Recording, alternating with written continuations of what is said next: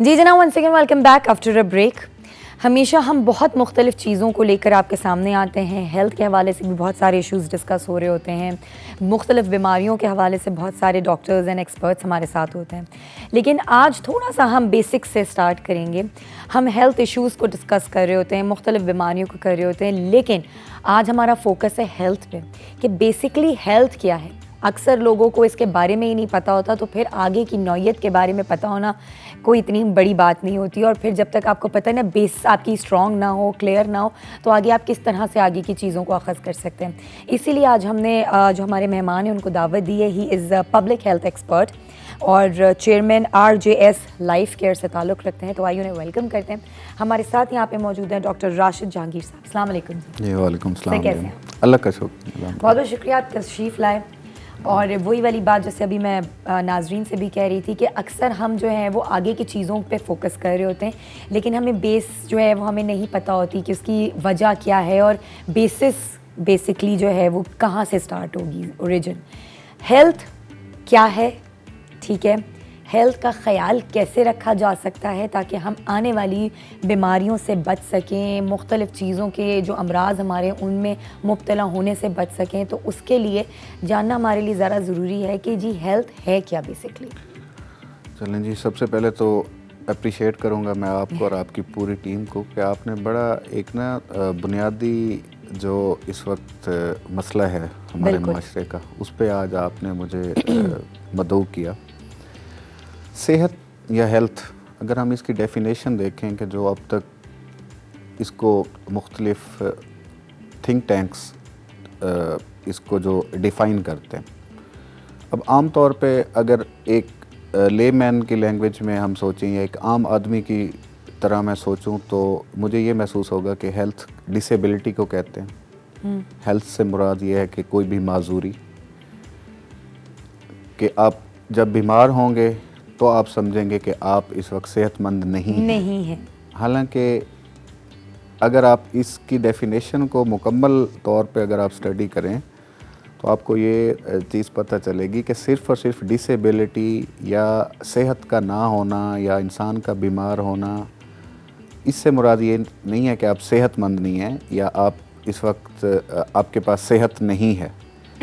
इसमें दो बेसिक चीज़ें हैं कि आपका ज़हनी तौर पे अपने आप को, आपका मेंटल लेवल या अपने आप को ज़हनी तौर पे आपकी ग्रोथ, नशोनुमा, और इसके साथ सोशल वेलबींग की एक टर्म यूज़ की जाती है कि आप माशरती हवाले से भी या सोशली भी आप एक्टिव हों। अगर हम इन तीन चीज़ों को देखें कि आपके अंदर किसी किस्म की कोई अबनॉर्मेलिटी नहीं होनी चाहिए, माशरती तौर पे आप के जो अक़दार हैं वो अच्छे हों, प्लस ये कि ज़हनी कैफ़ियत आपकी अच्छी हो, तो इसको अगर हम देखें तो ये एक इंसान इसका ताल्लुक़ जो है वो डायरेक्ट इंसान की नशोनुमा से है।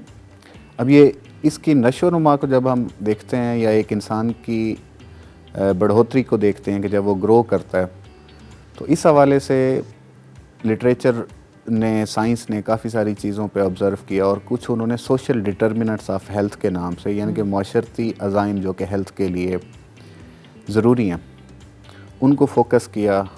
और बेसिकली ये वो चीज़ें हैं SDOH या सोशल डिटर्मिनेंट्स ऑफ हेल्थ, कि अगर आप माशरे में इन अक़दार को मुकम्मल तौर पे कायम करें तो 90% तो बीमार इंसान हो ही नहीं सकता जी। अच्छा।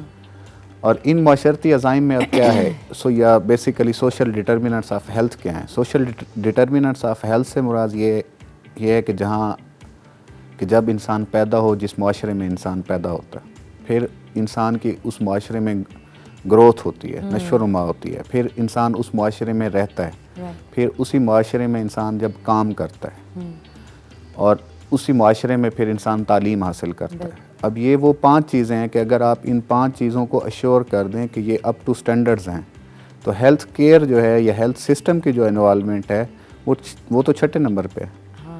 कि आप इन 5 चीज़ों को अगर ज़रूरी बना देते हैं और आप इन 5 चीज़ों के ऊपर, लेट्स सपोज अगर हम देखें माशरे के अंदर कि हम ऐसे लिविंग स्टैंडर्ड्स की हम सोसाइटीज़ को देखते हैं कि जहाँ पे प्लेग्राउंड्स मौजूद हैं, जहाँ पे पार्क्स मौजूद हैं, वहाँ पे आप देखें कि जो लोग होंगे वो आपको ज़्यादा सेहतमंद होंगे, वो उनकी जो लॉन्गेविटी है, उनका जो क्वालिटी ऑफ लाइफ है, वो उन लोगों से ज़्यादा बेहतर है कि जिन इलाकों में इन चीज़ों की सहूलतें मुयस्सर नहीं।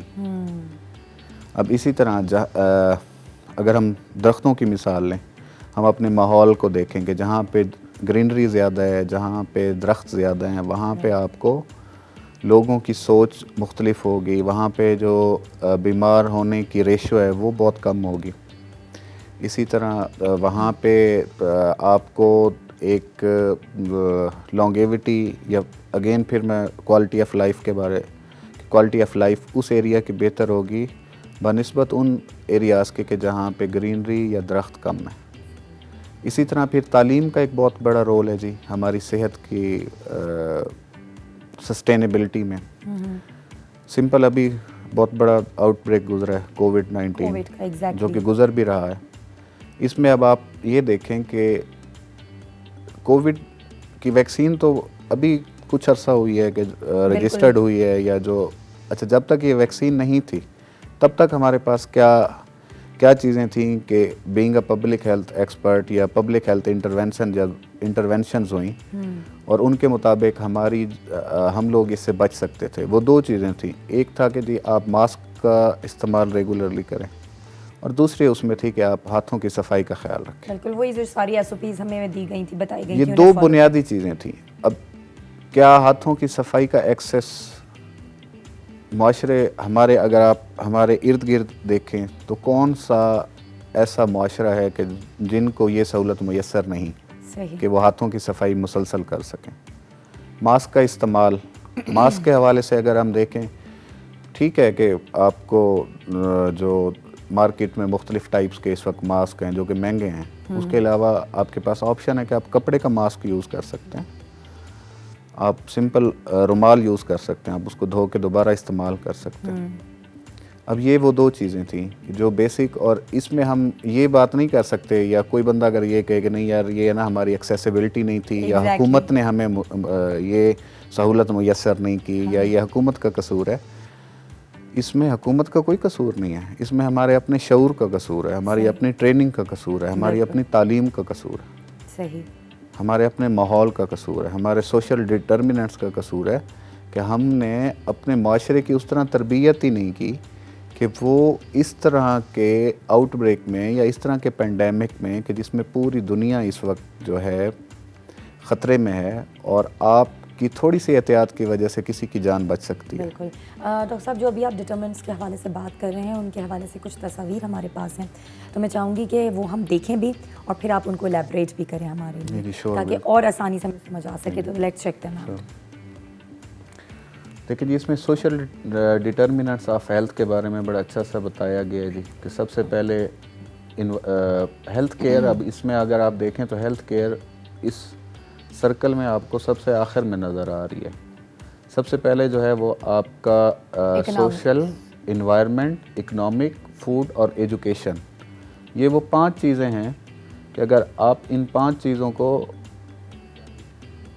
अच्छे तरीके से आप इन पे अमल करते हैं, आप अपने माहौल को साफ़ रखते हैं, आप हेल्दी खाना खाते हुए सफाई का ख्याल रखते हैं, आप तालीम या तरबियत, इसमें ज़रूरी नहीं है कि स्कूल की तालीम हो, आपके पास यूनिवर्सिटी की तालीम हो, एजुकेशन से मुराद तरबियत है, एथिक्स, मैनर्स, ये सारी चीज़ें भी आप अपने बच्चों के ऊपर। अब सबसे पहला जो है अगर आप देखें तो सबसे पहला मौलम तो माँ ही होती है ना जी, बेशक सबसे पहला उस्ताद तो माँ है।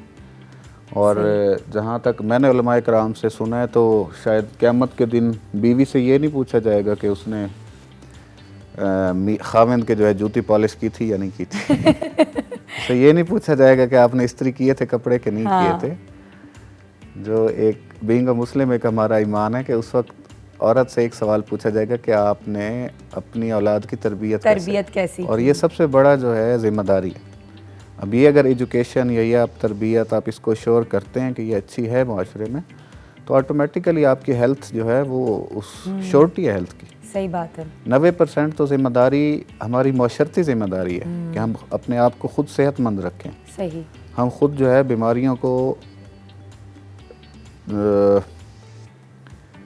दावत ना दें कि वो हमारे ऊपर हमला आवर हों या वो हमारे इम्यून या दिफाई निज़ाम को कमज़ोर करें और हमें एक सेहतमंद ज़िंदगी से एक माजूरी की तरफ लेके सर इसी चीज़ को थोड़ा सा आगे लेते हुए चलूँगी, कम्युनिकेबल और नॉन कम्युनिकेबल जो बीमारियाँ होती हैं, जो डिजीज़ होती हैं, उनको किस तरह से हम डिफ्रेंशिएट कर सकते हैं, उनमें किस तरह से हम फ़र्क नुमाया देख सकते हैं ताकि हमें समझ आ सके। बड़ा अच्छा आपका और बड़ा रेलिवेंट क्वेश्चन है जी। जब आप माहौल को साफ़ सुथरा रखते हैं, जब आप एक तरबियत याफ्ता माशरे का क़याम आप लेके आते हैं, जब आपके पास इकोनॉमिक स्टेबिलिटी होती है, जब आपके अंदर सोशल वेल बीइंग या सोशली आप एक्टिव होते हैं, जब आपका लिविंग एनवायरनमेंट अच्छा होता है, तो उसकी वजह से जो भी आपकी मुतादी बीमारियां हैं, ट्यूबरकुलोसिस, इसी तरह कोविड, ये भी एक मुतादी बीमारी। बिल्कुल। अब टाइफाइड, अब आप पानी का अगर आप साफ़ पानी मुयस्सर करें, साफ़ पानी के आप जो है अच्छे से अच्छी प्लानिंग्स आप लेके आएँ, पानी इस्तेमाल करते हुए, अगर फ़र्ज़ करें कि आपके इलाके में साफ़ पानी के ऊपर उस तरह काम नहीं किया गया, तो काफ़ी सारी चीज़ें, बेसिक चीज़ें हैं कि जो अगर आप उनके ऊपर अमल करें तो आप पानी को खुद साफ़ सुथरा कर सकते हैं। आप पानी को उबाल के इस्तेमाल करें। एग्जैक्टली जो भी आप जैसे टाइफाइड के हवाले से बात कर रहे थे, उसको थोड़ा सा मैं इसमें ऐड ऑन करना चाहूँगी। अभी हुकूमत ने भी एक कैंपेन चलाई थी वैक्सीन के हवाले से और हमें उस चीज़ की आगाही दी थी कि किस तरह से हमने अपनी हेल्थ का ख्याल रखते हुए इन सारी चीज़ों को फोकस करना है। तो ये जो बीमारियां थीं, ये पहले भी थीं, ये आज भी हैं, लेकिन अब क्यों ऐसा वक्त आ गया कि हमें प्रॉपर इनकी कैंपेन्स चलानी पड़ी, लोगों को एहसास दिलाना पड़ा कि इन चीज़ों का भी इनको आप सीरियसली लें, इनका ख्याल करें। कहाँ हम लैक करते हैं? ये बड़ी बदकिस्मती की बात है जी कि दुनिया में कम्युनिकेबल डिजीज़ ख़ुसूसन जो तरक्की याफ्ता ममालिक है वहाँ पे ख़त्म हो चुकी हैं। कॉलरा, अच्छा। टाइफाइड, ये चीज़ें अब दुनिया नॉन कम्युनिकेबल की तरफ आ रही है कि नॉन कम्युनिकेबल डिजीज़ पे फोकस किया जाए, कि जिसमें कैंसर है, डायबिटीज़ है और इस तरह की काफ़ी सारी और बीमारियाँ शामिल हैं कि जो मुतादी नहीं है या जो वबाई अमराज नहीं है, बल्कि वो हमारे अपने जिस्म की हैबिचुअल या हमारे अपनी जेनेटिक्स की वजह से हमारे दरमियान फैलती हैं। और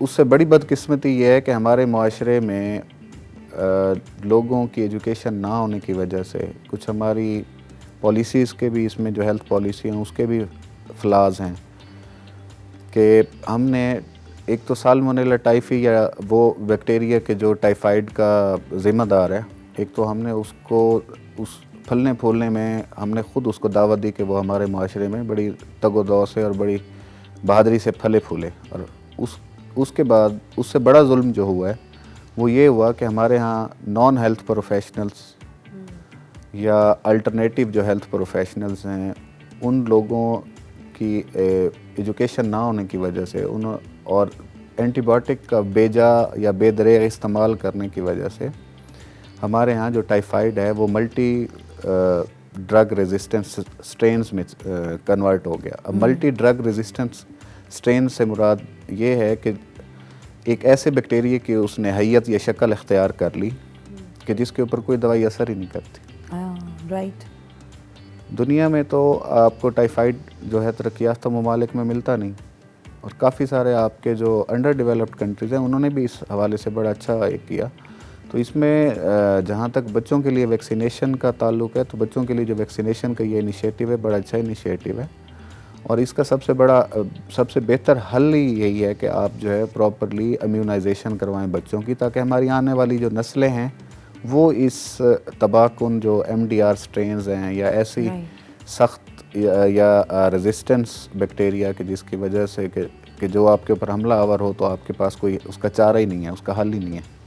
बिल्कुल। कि वो ऐसे कि कल आप ऑलमोस्ट आप इतने एक माजूरी में आप चले जाएं कि आपके पास जो है काम करने के लिए लोग ना हो, राइट, और आपके पास फंड्स ही ना हो अद्वियात देने के लिए। सही बात है। और ये रोज़ बरोज़ जो बढ़ते हुए हमारे केसेस हैं कि जी अक्सर आप अपने इर्द गिर्द भी देखें तो 70% लोग तो मैदे की बीमारी लेके घूम रहे होते हैं। बिल्कुल। और उनको अगर आप स्क्रीनिंग करें तो उसमें से मोस्ट ऑफ द पॉपुलेशन आपको ये चीज़ मिलेगी कि या तो वो एच पाइलोरी बैक्टीरिया की वजह से वो बीमार हैं, और या फिर ये है कि ज़िंदगी में कभी ना कभी एक टाइफाइड बैक्टीरिया ने उनके ऊपर हमलावर हुआ, जो कि वक्त के साथ अपने आप को एक मरतबा वो छुप जाता है, और फिर जैसे ही उसको मौका मिलता है वो दोबारा एक्टिव हो जाता है। और एक्टिव होने से फिर यह है कि फिर आप बीमार होते हैं, फिर आपकी जो डेलीज होती हैं या डिसेबिलिटी लाइफ एडजस्टेड जो आपके ईयर्स होते हैं, वो सारी चीज़ें एब्सेंटीज़म आप देखेंगे उसकी वजह से ऑफिस में कि जी गैर हाजिरी है, काम करने को नहीं है, स्कूल कॉलेजेस बच्चे नहीं आते, एक बहुत बड़ी और चीज़ कई है। मजदूर इस वजह से मजदूरी से निकाल दिए जाते हैं कि जी वो रेगुलर नहीं है। हाँ। और उसकी वजह क्या होती है? उसकी वजह यही होती है कि वो बीमार होते हैं। सही बात है। अच्छा, मैं इन दी एंड ज़रूर चाहूँगी कि हेल्थ केयर के हवाले से आप हमारे नाज़रीन को कोई मैसेज दें, और जाहिर सी बात है इस वक्त कोविड भी चल रहा है, उससे रिलेटेड भी हमें किन किन चीज़ों से एहतियात करनी चाहिए, क्योंकि अभी हम बहुत ज़्यादा रिलैक्स हो चुके हैं। हम समझते हैं कि शायद कोरोना ख़त्म हो गया, या ये रिलैक्सेशन है कि वैक्सीन आ गई है। तो इन दोनों सूरत हालों में हमारा जो एक रवैया है कोरोना के टुवर्ड्स, वो थोड़ा सा जो है वो मध्यम सा हो गया है। तो लोगों को आप क्या बताएंगे कि किस तरह से अपनी हेल्थ का ख्याल रखना चाहिए, किन किन चीज़ों के एतबार से हमें चीज़ों को फॉलो करके एक हेल्दी लाइफस्टाइल गुजारना चाहिए? देखिए जी, सोशल डिटर्मिनेंट्स ऑफ हेल्थ पे चूँकि आज हमारी बात हुई, तो इस पर्सपेक्टिव में मैं इतना ही कहना चाहूँगा कि हम जो गिले शिकवे या शिकायतें हमने रखी हुई होती हैं सबसे ज़्यादा, कि जी फ़लाँ ने ये कर दिया, फ़लाँ ने हुकूमत ने हमें सहूलियात नहीं दी, तो कुछ हम अपने ऊपर भी सोचें। शिकवा ज़ुल्मत कि हम क्या कर रहे हैं, हम क्या दे रहे हैं अपने मुल्क को, अपने लोगों को। हम देखें, हमें सबसे पहले तो ये सोचना चाहिए ना कि हम क्या कर सकते हैं अपने माशरे के लिए। बेशक, बिल्कुल सही बात है। तो एक शेर इसी तनाजुर में आपके साथ में शेयर करूँगा। शिकवा ज़ुल्मत से तो कहीं बेहतर था अपने हिस्से के एक शम्मा ही जलाए जाते। क्या बात। बजाय इसके कि हम ये सोचें कि हमारे लिए और क्या कर रहे हैं, हम ये सोचें कि हम अपने आप के लिए और अपने माशरे के लिए क्या कर रहे हैं। बिल्कुल बिल्कुल सही बात। इसमें कोई ढकी छुपी बातें नहीं हैं। सबसे बड़ा जो किरदार है और सबसे खूबसूरत जो किरदार है वो इसमें मीडिया का है, कि मीडिया ने कोविड जैसे ही शुरू हुआ तो एक बड़ा अच्छा लोगों को अवेयरनेस प्रोग्राम्स दिए, बार बार एक चीज़ को रिपीटेडली उन SOPs को बताया गया कि लोग एजुकेट हो। तो जो चीज़ें या जो हिदायत आपको ऑलरेडी पता है, आप उसके ऊपर अमल करें। और बड़ी ये बेसिक और बुनियादी छोटी छोटी सी चीज़ें हैं। ये ज़रूरी नहीं है कि अगर आपका जो दिफाई निज़ाम है या आपका इम्यून सिस्टम बेहतर है, हो सकता है कि आपकी वजह से आप एज ए कैरियर बन जाएं और आप किसी ऐसे शख्स को मुंतकिल कर दें वो वायरस, कि जिसका दिफाई निज़ाम उतना ताकतवर नहीं है कि जितना आपका है।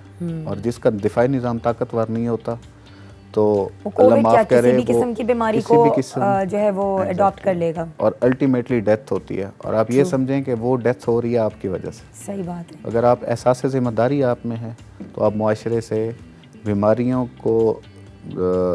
का मुकाबला भी कर सकते हैं, उनको दूर भी भगा सकते हैं, और आप एक सेहतमंद मुआशरे का क़याम कर सकते हैं। बिल्कुल, बेशक। बहुत बहुत शुक्रिया doctor Rashid, thank you so much. और बेसिकली बात वहीं आ जाती है कि हेल्थ किस तरह से हमें आगे मुआशरे में लेकर चलती है, हमारी ख़ुद की अपनी ज़िम्मेदारियाँ क्या हैं हेल्थ को लेकर। और फिर हम वही वाली बात आ जाती है कि ब्लेम करते हैं अक्सर लोगों को, हम दूसरों पे उंगलियां उठाते हैं, चाहे वो मुआशरा हो, चाहे वो हुकूमत हो, चाहे अपने लोग हो, ये सराउंडिंग्स की इन्वायरमेंट हो। लेकिन हमें ये भी देखना चाहिए कि बाकी की 3 उंगलियां हमारी अपनी खुद की तरफ होती हैं, ये इशारा कर रही होती हैं कि अपने गिरबान में झांक के देखो कि आप क्या कर रहे हो। तो अपना ख्याल रखें, इसी के साथ साथ दूसरों का भी ख्याल रखें, हेल्थ को इम्पोर्टेंस दें, क्योंकि हेल्थ से ही आपका जो सफ़र ज़िंदगी का है वो शुरू होता है और फिर मुख्तलिफ़ शाखों में बढ़ जाता है।